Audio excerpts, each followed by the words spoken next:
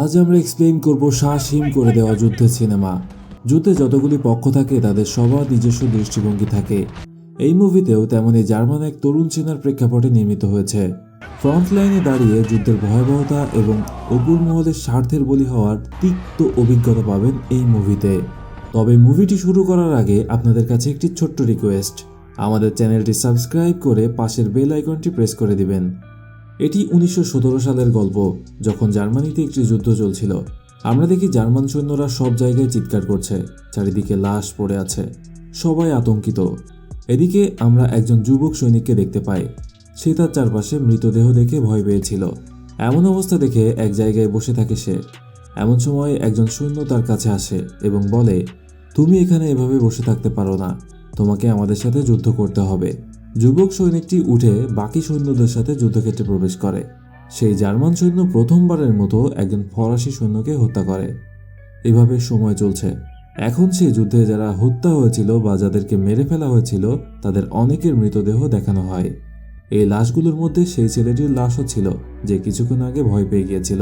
তার লাশ পচে যেতে শুরু করে, আর এই কারণে সৈন্যদের সমস্ত মৃতদেহ একটি কফিনে বন্ধ করে দেওয়া হয় এবং তারপর একে একে সকলের শরীর থেকে ইউনিফর্ম খুলে তার শহরে ফেরত পাঠানো হয়, যাতে কাপড় ধুয়ে নতুন সৈনিকেরা আবার এই কাপড় পরে যুদ্ধক্ষেত্রে অংশগ্রহণ করতে পারে। এরই মধ্যে আমরা শহর দেখতে পাই। পল নামের একটি ছেলে যুদ্ধে যেতে চায়। তার সাহসী সৈনিক হবার খুব শখ। এখন সেও সেই জায়গায় আসে যেখানে সেনাবাহিনীর যুদ্ধের জন্য সৈনিকদের বেছে নিচ্ছিল। সেও তার ফর্ম পূরণ করে এবং তাদের দেয়, কিন্তু তার ফর্মে তার বাবার স্বাক্ষর ছিল না, কারণ সে জানতো যে তার বাবা তাকে সেনাবাহিনীতে যোগ দিতে দেবেন না। সে কারণেই সে তার বাবার স্বাক্ষর চালাকি করে নকল করে এবং তার বন্ধুদের সাথে সেনাবাহিনীতে যোগ দেয়। সব নির্বাচিত সৈন্য এক জায়গায় জড়ো করা হয়। জেনারেল এসে সবাইকে বলে, সৈনিক হওয়া অনেক গর্বের বিষয়। এই কথা শুনে সবাই আরও বেশি উত্তেজিত হয়। এখন প্রত্যেককে একটি ইউনিফর্ম দেওয়া হয়, যা মূলত মৃত সৈন্যদের দেহ থেকে খুলে আনা হয়েছিল। পল এবং তার বন্ধুরা সৈনিকের ইউনিফর্ম পরে গর্বিত ছিল। তারা অনুভব করেছিল যে তারা জানে না যে একজন সৈনিকের জীবন কতটা ভালো হতে চলেছে এবং এই দিনটি তাদের জীবনের জন্য কতটা ভালো। এখন তাদের বলা হয়েছে যে সমস্ত সৈন্যকে ফ্রান্সের উত্তরে অবস্থিত পশ্চিম ফ্রন্টে নিয়ে যাওয়া হবে। সমস্ত সৈন্য পশ্চিম ফ্রন্টের উদ্দেশ্যে রওনা হলো। তাদের বলা হয় ট্রাক থেকে অর্ধেক নেমে পায়ে হেঁটে যাত্রা শুরু করতে হবে। তারা হাঁটতে শুরু করে। ফ্রান্স সৈন্যদের মাটিতে লুকিয়ে রাখা বোমা বিস্ফোরিত হতে থাকে। তারা সবাই শুয়ে পড়ে। দ্রুত তাদের মাস্ক পরতে বলা হয়, কারণ গ্যাস তাদের উপরও আক্রমণ করতে পারে। সেখানে একটি বিপজ্জনক গ্যাস ছিল যা তাদের হত্যা করতেও সক্ষম ছিল। সবাই তাদের মুখোশ পরতে শুরু করে, অর্থাৎ মাস্ক পরে নেয়। ইতিমধ্যে পল দেখে যে তার একজন সঙ্গী মাস্ক পরতে পারেনি। পল তাকে মাস্ক পরতে সাহায্য করে, কিন্তু সে তার মাস্ক পরতে দেরি করে ফেলে। আর তখন তার সিনিয়র তাকে বলে, তোমার মাস্ক পরে নেওয়ার পরেই তুমি অন্যদেরকে সাহায্য করো। এরপরে তারা সবাই এগিয়ে যায়। যখন তারা সেখানে পৌঁছায়, সেখানকার অবস্থা খুবই খারাপ ছিল। স্থানটি জলে ভরা ছিল।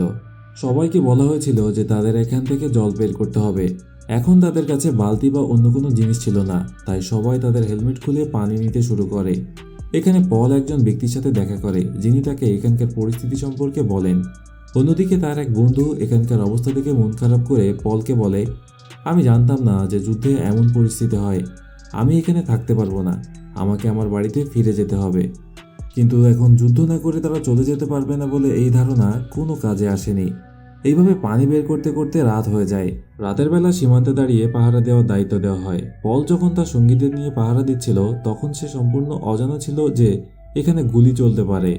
তখন একটি গুলি তার মাথায় লাগে এবং সে নিচে পড়ে যায়।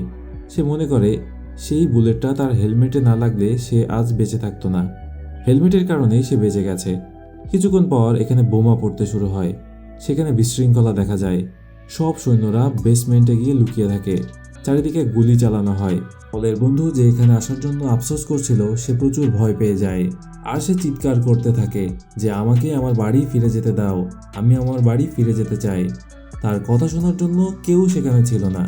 তারপর তার এক সঙ্গী বাইরে যাওয়ার সময় তার পায়ে বোমা বিস্ফোরিত হয়। এতে তার শরীর ছিন্নভিন্ন হয়ে যায়। আর এই দৃশ্যটা সত্যি খুব ভয়ানক ছিল। এটা দেখে সবাই আরও বেশি ভয় পেয়ে যায়। বোমা বিস্ফোরিত হতেই থাকে। সেখানে প্রত্যেকে অনুভব করছিল যে বেসমেন্টটি পড়ে যাচ্ছে, তাই তাদের যত তাড়াতাড়ি সম্ভব সেখান থেকে সরে যেতে হবে। সবাই তখন সেখান থেকে চলে যায়, কিন্তু পল সেখান থেকে যায় না। কিছুক্ষণের মধ্যে বেসমেন্টটি পড়ে যায় এবং সবাই ভাবে যে পল সেখানে বেসমেন্টেই মারা গেছে। সকালে যখন সকল সৈন্য এসে কাঠটা সরিয়ে দেয়, তখন তারা সেখানে আবিষ্কার করে যে পল তখনও সেখানে বেঁচে আছে। তারপর তারা পলকে বাইরে নিয়ে যায় এবং নিয়ে গিয়ে একটা জায়গায় বসিয়ে দেয়। তখন সেই লোকটি আবার তার সামনে আসে, যে প্রথমে পলকে এই জায়গা সম্পর্কে তথ্য দিয়েছিল। সে জানতো যে পল হয়তো ক্ষুধার্ত থাকবে, তাই সে পলকে এক টুকরো রুটি খেতে দেয়। তখন একজন সৈনিক সেখানে এসে পলকে বলে যে আপনি এখানে এভাবে অলস বসে সময় কাটাতে পারবেন না। সমস্ত সৈন্য মারা গেছে, আপনি তাদের ব্যাজ সংগ্রহ করুন যাতে তাদের নাম লেখা ছিল। মূলত এগুলোর মাধ্যমে নিশ্চিত হয়ে তাদের পরিবারে তাদের মৃত্যু সংবাদ পাঠানো হবে। পল যখন সমস্ত সৈন্যদের ব্যাজ সংগ্রহ করছিল, তখন সে সেখানে তার বন্ধুর চশমাও পায়, যে যুদ্ধে ভয় পেয়ে গিয়েছিল। পল একটু এগিয়ে গেলে তার লাশও দেখতে পায়। লাশটি দেখে পল কাঁদতে শুরু করে, কিন্তু সে জানে যে সে বেশি কাঁদতে পারবে না, তাই সে তার কাজ শেষ করতে শুরু করে। সময় এভাবেই চলে যায়। একজন অফিসার তাদের ব্যাজ দেখে রেজিস্টারে মৃত সৈন্যদের নাম লেখেন এবং অ্যাথিয়াস নামে তার সিনিয়র অফিসারকে এই সমস্ত ঘটনা সম্পর্কে বলে। সেই অফিসার বলে, স্যার, 40,000 সৈন্য মারা গেছে আমাদের। এই যুদ্ধ এখনই বন্ধ করা উচিত, নইলে কি হবে জানি না। তার কথা শুনে ম্যাথিয়াস ভেবেছিল এই যুদ্ধ কিভাবে থামানো যেতে পারে। ম্যাথিয়াস এখন তার সমস্ত সিনিয়র অফিসারদেরকে ডেকে মিটিং শুরু করে, আর ওদিকে পল এবং তার দলকে ওই জায়গা থেকে অন্য জায়গায় অন্য ঘাঁটিতে পাঠানো হচ্ছে, যেখানে তাদের অন্যান্য সৈন্যদের সাথে থাকতে হবে। সেখানে গিয়ে তারা জানতে পারে যে পাশেই একটি খামার রয়েছে। সেখান থেকে পল ও তার সঙ্গী হাঁস চুরি করে রান্না করে এবং সেগুলো খেয়ে ফেলে। অনেকদিন পর তারা এত ভালো খাবার খেতে পেরেছে। তারপর তারা সবাই বসে আলুর খোসা ছাড়াতে লাগে রাতে খাবার জন্য। তখনই তারা দেখতে পায় যে কিছু ফরাসি মেয়ে বেসের কাজ দিয়ে যাচ্ছে, যারা সুন্দর ছিল। পলের দলের একজন তার কাছে যায় এবং তাদের মুগ্ধ করার জন্য একটি অদ্ভুত নাচ দেখায়। তারপর সে তাদের সাথে যায়। তারপর কিছুক্ষণ পর সবার বাড়ি থেকে চিঠি আসে, যেগুলো তাদের মধ্যে বিতরণ করা হয়। পলের সঙ্গী, যে পড়তে ও লিখতে জানতো না, সে পলের কাছে আসে এবং তাকে তার চিঠি পড়তে দেয়, যেখান থেকে পল জানতে পারে যে তার একটি স্ত্রী এবং একটি সন্তান ছিল, কিন্তু শিশুটি কোনো রোগের কারণে মারা যায়। এরপর দেখা যায় রাতে ফিরে এসেছিল সেই সঙ্গী, যে সেই মেয়েদের সাথে গিয়েছিল। সে এসে তাদের পুরো ঘটনা জানায় এবং মেয়েদের একটি রুমালও দেখায়, যা সে তার সাথে নিয়ে এসেছিল। সকালে তারা খবর পায় যে আরও 60 জন সৈন্য আসছে, কিন্তু তারা এখনও তাদের ঘাঁটিতে পৌঁছায়নি। সবাই চিন্তিত হয়ে পড়ে, আর এই জন্য তখন পল সব সৈন্য নিয়ে তাদের খুঁজতে যায়। তাদের খোঁজে স্টেশনে পৌঁছালে যে ট্রেনে করে তারা আসছিল, সেই ট্রেনে গ্যাস ছড়ানো হয়েছিল বলে তারা অনুভব করে। স্টেশনের কাছের কক্ষে গিয়ে তারা জানতে পারে যে 60 জন সৈন্যই গ্যাস ছড়িয়ে পড়ার কারণে মারা গিয়েছে, কারণ তারা যথাসময়ে তাদের মুখে মাস্ক পরতে পারেনি। 60 জন সৈন্যর লাশ দেখে সবাই আতঙ্কিত। অন্যদিকে জার্মানিতে আমাদেরকে সিনিয়র হেডকে দেখানো হয়, যার কাছে একজন সৈনিক এসে বলে, আমরা যে 60 জন সৈন্যকে যুদ্ধে পাঠিয়েছিলাম তারাও মারা গেছে, আমাদের এখনই এই যুদ্ধ বন্ধ করা উচিত। কিন্তু সিনিয়র হেড বলে, না, আমি এই যুদ্ধ থামাতে পারবো না, আমি পরাজয় পছন্দ করি না। এখন বাকি সব সৈন্যদেরকে পশ্চিম ফ্রন্টে পাঠানো হবে এবং প্রয়োজনে আরও সৈনিক সংগ্রহ করা হবে। অন্যদিকে আমরা সৈনিকদের কারণে ম্যাথিয়াসের চিন্তিত হওয়ার কারণ দেখতে পাই। সে দেখে যে একে একে সবাই মারা যাচ্ছে, আর এজন্য সেও যুদ্ধ কোনোভাবে থামাতে যাচ্ছিল। তিনি কোনোভাবে তার সরকারের সাথে দেখা করে কথা বলার চেষ্টা করছিল। পল ও তার দলকে দেখানো হয় সবাইকে পশ্চিম ফ্রন্টে যেতে হবে। সৈনিকদের প্রধান সবাইকে যুদ্ধের জন্য প্রস্তুত হওয়ার নির্দেশনা দেয়। ম্যাথিউয়াস সবাইকে জড়ো করতে সফল হয়। তিনি সকল অফিসারদের সাথে কথা বলে এবং যুদ্ধের কারণে দেশের পরিস্থিতি যে কতটা ভয়াবহ সেটা সকলের সামনে তুলে ধরে। সে জানায় যে আর এই জন্যই আমাদের যুদ্ধটা শেষ করতে হবে। সে সমস্ত অফিসারদের স্বাক্ষর করার জন্য পূর্ণ রিপোর্ট তৈরি করে, যাতে যুদ্ধ বন্ধ হয়। কিন্তু একজন ফরাসি অফিসার স্বাক্ষর করে না। সে বলে, আমি 72 ঘন্টা পর স্বাক্ষর করব। এতে ম্যাথিয়াস রেগে যায় এবং বলে, স্যার, 72 ঘন্টা পর কতজন নিরীহ সৈন্য মারা যাবে জানি না। কিন্তু সেই ফরাসি অফিসার কিছুই শোনে না এবং সে নিজের উপর অনড় থাকে। অন্যদিকে আমরা দেখতে পাই পল এবং বাকি সৈন্যদের ফ্রান্সের দিকে যেতে বলা হয়। তারা একই কাজ করে এবং একে একে সমস্ত ফরাসি সৈন্যদের হত্যা করে।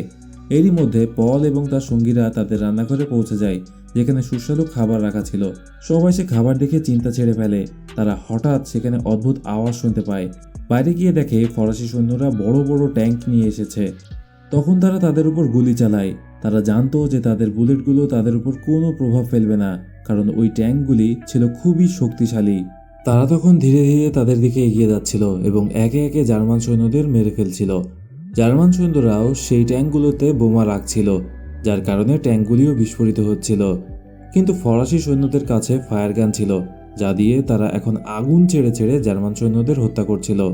ইতিমধ্যে পলের বন্ধুও তাদের হাতে ধরা পড়ে। সে অনেক ক্ষমা চায় এবং তাদের কাছে নিজেকে সমর্পণও করেছিল, কিন্তু ফরাসি সৈন্যরা তাকে জীবন্ত পুড়িয়ে মেরে ফেলে। এসব দেখে পল ভেঙে পড়ে। ম্যাথিয়াস ফ্রান্সের তৈরি একটি প্রতিবেদন পায়, যাতে বলা ছিল যে কিছু জার্মান অফিসার আছে যারা যুদ্ধ শেষ করতে চায় না। ম্যাথিয়াস এখন এই বিষয়ে অন্যান্য অফিসারদের সাথে কথা বলে এবং বলে যে আমাদের যুদ্ধ এখনই শেষ করতে হবে। একজন অফিসার বলে, যদি আমরা এটা করি তাহলে ফ্রান্স আমাদের দখলে নেবে, কিন্তু ম্যাথিয়াস বলেন না, এখন আমাদের শুধু আফসোস করতে হবে। যুদ্ধক্ষেত্রে ফরাসি বিমান বাহিনী জার্মান সৈন্যদের উপর আক্রমণ করে। তারা তাদের লক্ষ্য করে গুলি ছোড়ে এবং বোমা ফেলে। এরপর আমরা দেখতে পাই যে বোমার বিস্ফোরণে পল পানিতে পড়ে যায় এবং সে এমন অভিনয় করে যে তাকে দেখে মনে হয় যে সে মারা গেছে এবং এই কারণে তাকে কেউ আর আক্রমণ করে না। এরপর সে যখন উঠে তখন একজন ফরাসি সৈন্য তাকে দেখে ফেলে এবং তার উপর বোমা নিক্ষেপ করে। তখন সে নিজেই পিছলে পড়ে যায়। তখন পল সৈনিকের হাত ধরে ফেলে এবং তার ছুরি দিয়ে তাকে অনেকবার আঘাত করে, কিন্তু সে মারা যায় না। এরপর পল তার মুখে মাটি চাপা দেয়, যার কারণে শ্বাসকষ্টের জন্য তার মৃত্যু হয়। এরপর পল অনুধাবন করে যে সে আসলে কি করছে। তারপর সে একজন সৈনিকের জীবন বাঁচানোর চেষ্টা করে। তখনই পল সৈনিকের পকেটে তার স্ত্রী ও ছেলের ছবি দেখতে পায়। কিছুক্ষণ পর সৈনিকটিও মারা যায়। পল বলে যে আমি অবশ্যই আপনার বাড়িতে যাব এবং আপনার স্ত্রীকে বলবো যে আপনি একজন সাহসী সৈনিক ছিলেন। এরপরে পল তার ঘাঁটিতে ফিরে আসে, যেখানে সবাই খুশি ছিল এবং বিজয় উদযাপন করছিল। পল তখন তার আহত একজন বন্ধুর কাছে যায়। সে তাকে রুমাল দেয়, যা সে সেই ফরাসি মেয়েদের কাছ থেকে পেয়েছিল। সে পলকে বলে যে আমাদের আরেক বন্ধুর হত্যা করা হয়েছে। এরপর পল তার অন্য এক বন্ধুর কাছে যায়, যাকে দেখে সে অনেক খুশি হয়। তারপর সে অন্য আরেক বন্ধুর কাছে যায়, যার জন্য সে কিছু খাবার নিয়ে যায়। সেই বন্ধুটা পলকে দেখে অনেক খুশি হয় এবং কৌশলে পলের কাছ থেকে একটা কাঁটা চামচ চুরি করে নেয়। তারপর সে তার নিজের ঘাড়ে সেই কাঁটা চামচ দিয়ে অনবরত আঘাত করতে থাকে, কারণ সে জানতো যে সে আর বেশিক্ষণ বাঁচবে না। তাই সে নিজেই আত্মহত্যা করে দ্রুত মৃত্যুবরণ করে। পর আমরা দেখতে পাই যে পলের অন্য বন্ধু তাকে বলে যে আমি শুনেছি যে যুদ্ধ শেষ হতে চলেছে। পল বলে ঠিক আছে, কিন্তু আমি তা মনে করি না। ম্যাথিয়াসকে দেখানো হয় যে যুদ্ধ শেষ করার জন্য সে সমস্ত জার্মান অফিসারদের কাছ থেকে অনুমতি নিচ্ছিল, কিন্তু ফ্রান্স সেই কাগজপত্রে স্বাক্ষর করে না এবং বলে যে যুদ্ধ আরও 6 ঘন্টা চলবে। একইভাবে সকালে আমরা পলকে দেখতে পাই যে তার সঙ্গীর সাথে খামারে যায় এবং সে সেখান থেকে আবারও কিছু চুরি করতে পারে এবং ভালোভাবে খেতে পারে। পল সেই খামারের ভেতর যায় এবং তার সঙ্গী বাইরে দাঁড়িয়ে থাকে এবং তাকে পাহারা দেয়, কিন্তু কৃষকের ছেলে তাকে দেখে ফেলে এবং পলির সঙ্গীর পেটে গুলি করে। পল তার সঙ্গীকে নিয়ে চিন্তিত হয়ে পড়ে এবং সে বলে এসো আমি তোমার গুলি বের করে দেব, কিন্তু তার সঙ্গী বলে তুমি শুধু একটা সিগারেট দাও এবং আমাকে ঘাঁটিতে নিয়ে যাও, যেখানে আমার চিকিৎসা করা হবে। পলও তাই করে। যখন সে তার সঙ্গীকে নিয়ে যাচ্ছিল তখন সে পথে সৈন্য ভর্তি একটি গাড়ি দেখে, যা দেখে সে খুব খুশি হয়, কারণ যুদ্ধ এখন শেষ। পল তাদের সাহায্য চায়, কিন্তু কেউ তাকে সাহায্য করে না। সে তার সঙ্গীকে নিয়ে গাড়িতে পৌঁছায়। ডাক্তার তাকে বলে তোমার সঙ্গী মারা গেছে। পল বলে এটা কিভাবে হতে পারে, তার পেটে একটাই গুলি লেগেছিল, সে মারা যাবে কি করে? ডাক্তার বলে আপনার আসতে দেরি হওয়ায় বুলেট তার লিভার দিয়ে চলে যাওয়ায় তার শরীরে বিষ ছড়িয়ে পড়ে। একথা শুনে পলের মন খারাপ হয়ে যায়। এই যুদ্ধ তার থেকে তার সব সঙ্গী কেড়ে নিয়েছে। তার শেষ সঙ্গীও নিহত হয়। এরপরে তাদের একটি আদেশ দেওয়া হয়েছিল যে সবাইকে সিনিয়র হেডের কাছে পৌঁছাতে হবে, যে এখনও হাল ছেড়ে দেয়নি। সেই সমস্ত সৈন্যকে বলে যে আমাদের এখনও কিছু সময় বাকি আছে, আমাদের ফ্রান্স আক্রমণ করতে হবে এবং তাদের হত্যা করতে হবে। তবে অর্ধেক সৈন্যরা এতে রাজি হয় না, কারণ এখন তাদের কোনো যুদ্ধ করতে হবে না, কিন্তু তবু তাদের সম্মতি দিতে হবে। তারা ফ্রান্সের ঘাঁটিতে পৌঁছানোর পর রাত 11টার দিকে হামলার জন্য অপেক্ষা করে, কিন্তু তার আগেই ফরাসি সৈন্যরা জার্মান সৈন্যদের উপর আক্রমণ করে ফেলে। পল দেখে একজন ফরাসি সৈন্য একজন জার্মান সৈন্যকে মারধর করছে, যে ছিল খুবই ইয়াং একজন সোলজার এবং সেনাবাহিনীতে সম্প্রতি যোগ দেয়। পল তাকে বাঁচায় এবং ফরাসি সৈন্যের সাথে লড়াই করতে বেসমেন্টে আসে। তখন একজন ফরাসি সৈন্য পেছন থেকে এসে ছুরি দিয়ে তাকে আঘাত করে, আর এরই মধ্যে ঘোষণা করা হয় যে যুদ্ধ শেষ। আহত পল ধীরে ধীরে যুদ্ধের পরের দৃশ্য দেখতে এগিয়ে যায়। সে বেরিয়ে আসে এবং পড়ে যায়। পল যে ছেলেটির জীবন রক্ষা করেছিল, একজন অফিসার তার কাছে এসে বলে সমস্ত মৃত সৈন্যদের ব্যাজ সংগ্রহ করুন। তারপর ছেলেটি আবার পলের সাথে দেখা করে, যে এখন মারা গেছে। তার হাতে সেই রুমাল ছিল যেটা তার আহত সঙ্গী তাকে দিয়েছিল। সেই ছেলেটি পলের হাত থেকে রুমালটি নিয়ে তার গলায় রাখে, যাতে সে সারা জীবন পলকে মনে রাখতে পারে। সে মনে রাখতে চায় যে পল আসলে কিভাবে তার জীবনটা বাঁচিয়েছিল। তো বন্ধুরা, এই ছিল পলের গল্প। সে ভেবেছিল সৈনিক হওয়ার পর তার জীবন সুখের হবে, কিন্তু সে জানতো না ঠিক এভাবেই তাকে কি কি অসুবিধার সম্মুখীন হতে হবে। আমাদের অনেক সাহসী সৈনিক আমাদের সীমান্তে দাঁড়িয়ে জীবন বাজি রেখে আমাদের জীবন রক্ষা করছে। আর এই সিনের মধ্য দিয়েই এই গল্পটা এখানেই শেষ হলো। তো বন্ধুরা, আমাদের চ্যানেলে নতুন হয়ে থাকলে চ্যানেলটি সাবস্ক্রাইব করে পাশে থাকা বেল আইকনটি অবশ্যই প্রেস করে দেবে। আর তোমাদের কোনো মন্তব্য থাকলে তা আমাদেরকে কমেন্ট করে জানাবে।